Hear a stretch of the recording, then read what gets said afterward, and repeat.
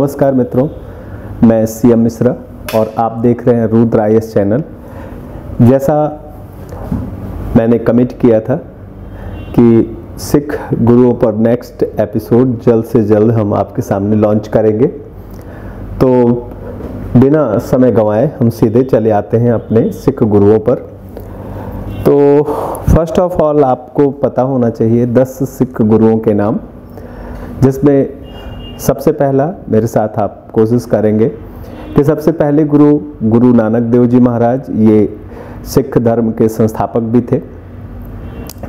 अब जब गुरु नानक देव जी का नाम आपको याद हो गया तो इसके बाद आपको ध्यान रखना है बस एक छोटा सा फॉर्मूला, नानक अंगद अमर रहें। नानक अंगद अमर रहें का मतलब क्या हो गया कि पहले गुरु नानक देव जी महाराज, दूसरे गुरु अंगद देव जी, तीसरे गुरु अमरदास जी। तो नानक देव जी महाराज, अंगद देव जी महाराज और अमरदास जी महाराज। एक बार फिर से बोले, नानक देव जी महाराज, अंगद देव जी महाराज, अमरदास जी महाराज। तो नानक अंगद अमर रहें, 3 गुरुओं के नाम आपको याद हो गए। अब बाकी बचते हैं 6 गुरुओं के नाम। तो चौथे और 5वें गुरु के नाम ऐसे याद कर लीजिए। दशरथ के 4 पुत्र थे, जिनमें सबसे बड़े राम थे। सिखों के चौथे गुरु का नाम आप इनसे याद रखेंगे। तो सिखों के चौथे गुरु का क्या नाम है? तो सिखों के चौथे गुरु का नाम है रामदास जी महाराज। सिखों के 5वें गुरु को याद रखने के लिए आपको बस छोटा सा एक ट्रिक दिमाग में रखना है। तो 5 भाई की जब बात आती है तो 5 पांडवों का नाम सबसे पहले आता है, और जब पांडवों की बात आती है तो महान धनुर्धर अर्जुन, महान पराक्रमी अर्जुन का नाम आता है। तो अर्जुन दास जी ये सिखों के 5वें गुरु हो गए। अब इसके बाद सिखों के 6वें गुरु और सिखों के 10वें गुरु, इनको एक साथ याद कर लीजिए। तो 5 और 2 7 हो जाएंगे, बाकी टेंशन बचेगा केवल 3 का। तो 6वें गुरु का नाम आप ऐसे याद रख लीजिए, कैसे कि 6वें गुरु और 10वें गुरु दोनों का नाम सेम है। क्या सेम है? दोनों का नाम गोविंद है। दोनों का नाम गोविंद है तो कुछ तो डिफरेंस होगा।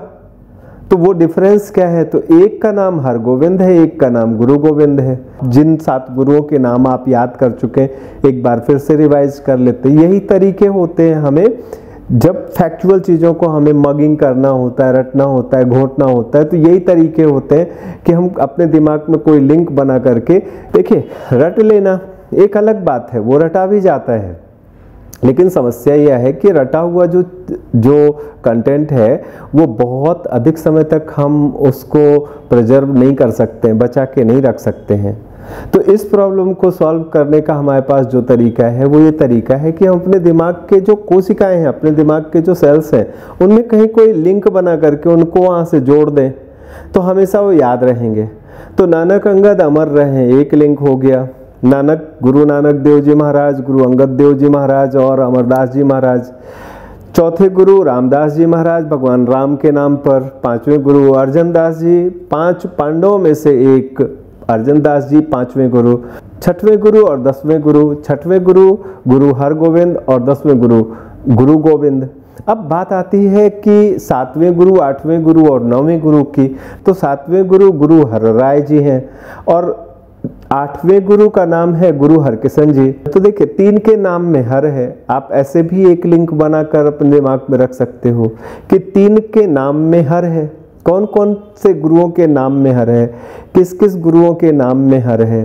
तो फर्स्ट ऑफ ऑल गुरु हरगोविंद हो गए, गुरु हरराय हो गए, गुरु हरकिशन हो गए। तो 8 गुरु हो गए और लास्ट वन इज 9वें गुरु, सबसे अंतिम गुरु हमारे हो जाएंगे। तो 9वें गुरु का नाम है गुरु तेग बहादुर, जो कि गुरु गोविंद सिंह जी के फादर हैं। अब ये तो हुई सारे 10 गुरुओं का एक क्रम में नाम याद रख लेने की। तो अब इसके बाद आते हैं कि इन गुरुओं का 1 by 1 कंट्रीब्यूशन क्या रहा है। परीक्षा में इनसे संबंधित कौन कौन से तथ्य इंपॉर्टेंट है, कौन कौन से तथ्य परीक्षा में पूछे जाते हैं। तो फटाफट आप ध्यान देंगे, जो इंपॉर्टेंट पॉइंट्स हैं जो एग्जाम में पूछे जाते हैं, मैं उनको यहाँ पर बार बार दोहराऊंगा। तो सिखों के पहले गुरु नानक देव जी महाराज। गुरु नानक देव जी महाराज का जो समय रहा, इनकी जो उम्र रही, 1469 में पैदा हुए, 1539 में इनकी डेथ हो गई। ये सिखों के पहले गुरु हैं और और सबसे इंपॉर्टेंट बात क्या है कि ये सिख धर्म के फाउंडर या संस्थापक हैं। इनका जन्म कब हुआ? इनका जन्म हुआ 15 अप्रैल 1469 को। गुरु नानक देव जी महाराज के जन्मदिन को गुरु पर्व के रूप में मनाया जाता है, यानी 15 अप्रैल 1469 को गुरु पर्व के रूप में मनाया जाता है। इनका जन्म कहाँ हुआ था? इनका जन्म हुआ था लाहौर के पास, जो अभी पाकिस्तान में है। पाकिस्तान में लाहौर के पास तलवंडी नामक जगह पर इनका जन्म हुआ था। इस जगह को अब ननकाना साहिब के नाम से जाना जाता है। इसके बाद इनके पिता का नाम क्या था? इनके फादर का नाम था कालू मेहता और इनकी माताजी का नाम था तृप्ता। इनकी पत्नी थी सुलक्षणी देवी। 70 वर्ष की आयु में 22 सितंबर 1539 में, यानी 22 सितंबर 1539 में ही वाज डाइड। आप का निधन हो गया। आप बाबर के समकालीन थे। अब कुछ बातें कर लेते हैं। बचपन से ही आप अत्यंत धार्मिक प्रवृत्ति के इंसान थे, लेकिन धार्मिक कैसे? धार्मिक कैसे थे? किस तरह के धार्मिक थे? धार्मिक तो बहुत तरह के होते हैं भाई। कुछ धार्मिक इंसान या कुछ धार्मिक लोग ऐसे होते हैं जो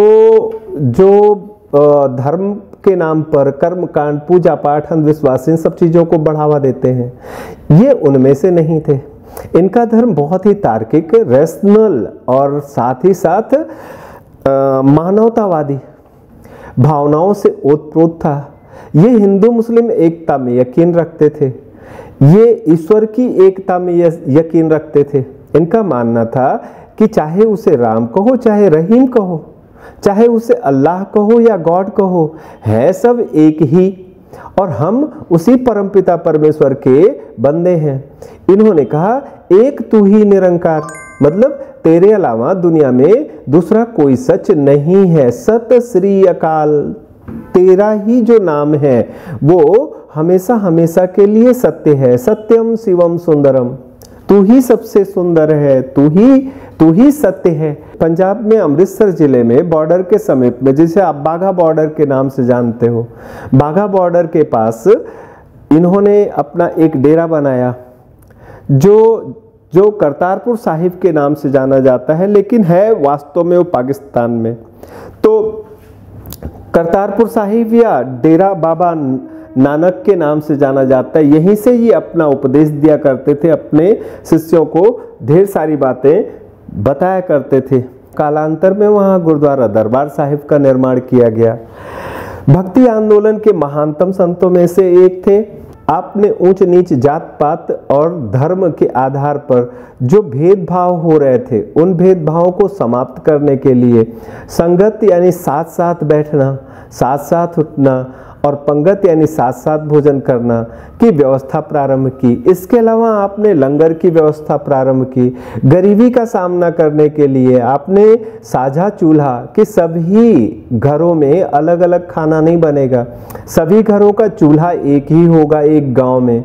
तो किसी एक गांव में किसी एक जगह पर चूल्हा बनता था, जिसे हम भट्टी या जिसे हम तंदूर भी कहते हैं, तंदूर लगता था और एक एक्सपर्ट होता था जो सबके लिए रोटियां उस तंदूर में सेक दिया करता था। सभी धर्मों की महिलाएं उस गांव में रहने वाले आपस में मिलकर के बड़े मेल जोल के भाव से वहां पर खाना बना लेती थी और सब खाते थे। इसमें इसका फायदा ये होता था कि जिसके पास ज़्यादा है उसका तो काम चल ही जाता था, लेकिन जिसके पास नहीं है या जिसके पास कम है उसका भी पेट भर जाता था।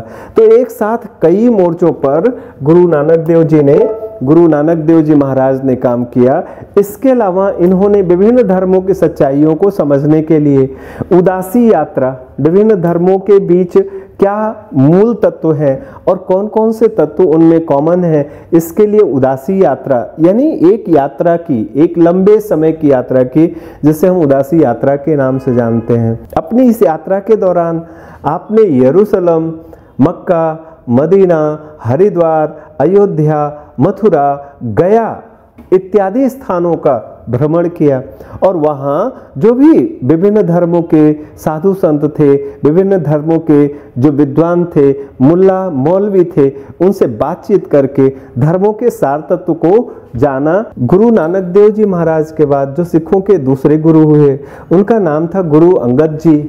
गुरु अंगद जी का नाम अंगद जी इसलिए पड़ गया कि अंगद, द मतलब क्या होता है, द मतलब होता है से बना, हिंदी में द मतलब होता है से बना, यानी जो गुरु नानक देव जी के विचारों से जो व्यक्तित्व बना हो, गुरु नानक देव जी की शिक्षाओं से जो व्यक्तित्व बना हो, वो उनका सबसे प्यारा शिष्य, वो उनका सबसे करीबी शिष्य, जिसके व्यक्तित्व का निर्माण ही नानक देव जी ने अपने हाथों से किया हो, अपने विचारों से किया हो, अपने भावों से किया हो, वो अंगद गुरु नानक देव जी के अंग से निर्मित सिखों के दूसरे गुरु, इनका वास्तविक नाम या मूल नाम लहना जी था।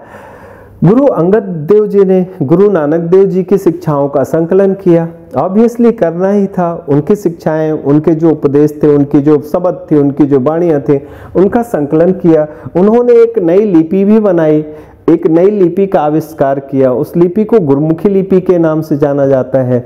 हमारी जो पंजाबी भाषा है वो गुरमुखी लिपि में ही लिखी जाती है। सिखों का पवित्र ग्रंथ आदि ग्रंथ या गुरु ग्रंथ साहिब जो है वो गुरमुखी लिपि में ही लिखा गया है। इन्होंने गुरु नानक देव जी महाराज द्वारा चलाई गई लंगर की व्यवस्था को सुव्यवस्थित करने का कार्य किया।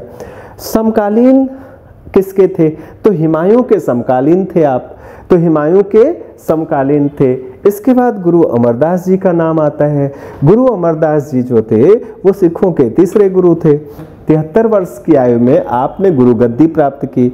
इस तरह से पहला इंपॉर्टेंट फैक्ट आपके बारे में है, अमरदास जी के बारे में है कि सबसे अधिक उम्र पर गुरु गद्दी प्राप्त करने वाले व्यक्ति गुरु अमरदास जी थे।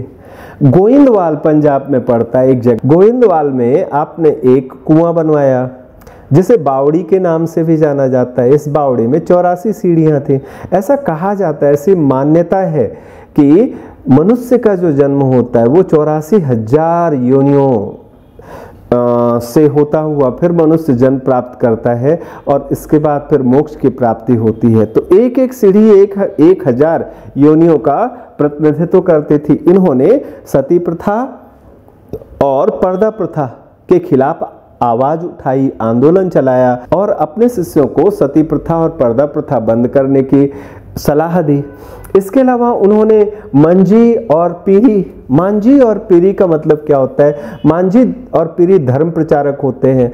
पुरुष धर्म प्रचारक को सिख धर्म में मांझी कहा जाता है और महिला धर्म प्रचारकों को सिख धर्म में पीरी कहा जाता है। तो इन्होंने मांझी और पीरी नामक संस्थाओं का या इस तरह के धर्म प्रचारकों की व्यवस्था की शुरुआत की।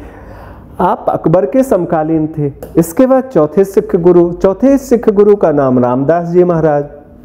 रामदास जी महाराज जो थे उनके बारे में सबसे इंपॉर्टेंट ये है कि अकबर ने रामदास जी महाराज की पत्नी को 500 बीघा जमीन दान में दिया। रामदास जी महाराज ने उस जमीन पर एक बहुत बड़ा तालाब खुदवाया जिसे आज अमृतसर के नाम से जाना जाता है। क्योंकि रामदास जी ने अमृतसर में ही अपना डेरा बनाया, इसलिए अमृतसर को रामदासपुर के नाम से भी जाना जाता है। अब इंपॉर्टेंट क्वेश्चन कि अमृतसर शहर किसने बसाया? तो अमृतसर शहर बसाने का काम गुरु रामदास जी ने किया। इसके अलावा जो रामदास जी के बारे में इंपॉर्टेंट फैक्ट है वो ये है कि रामदास जी ने गुरु गद्दी को आनुवंशिक बनाया। अब इसके बाद 5वें गुरु आ जाते हैं। सिखों के 5वें गुरु हैं गुरु अर्जुन देव जी महाराज। तो जो गुरु अर्जुन देव जी महाराज हैं वो रामदास जी के पुत्र और उनके उत्तराधिकारी थे। उन्होंने उस तालाब के भीतर एक टेम्पल, एक मंदिर बनवाया जिसे हम गोल्डन टेम्पल के नाम से या स्वर्ण मंदिर के नाम से जानते हैं। इसका वास्तविक नाम हरमंदिर साहिब है। तो हरमंदिर साहिब का निर्माण गुरु अर्जुन देव जी महाराज ने किया। गुरु अर्जुन देव जी महाराज के बारे में अगला जो फैक्ट है इंपॉर्टेंट वो ये है कि इन्होंने आदि ग्रंथ की रचना की। आदि ग्रंथ कौन सा ग्रंथ है? आदि ग्रंथ वह ग्रंथ है जिसमें गुरु अर्जुन देव जी महाराज सहित 5 सिख गुरुओं, 5 मतलब गुरु अर्जुन देव जी महाराज के समय तक, चूंकि ये 5वें सिख गुरु थे तो अपने समय तक के सभी सिख गुरुओं के उपदेशों को, उनके शब्दों को, उनकी वाणियों को, उनके अमृत वचनों को इन्होंने गुरमुखी लिपि में संकलित किया जिसे हम आदि ग्रंथ साहिब के नाम से जानते हैं।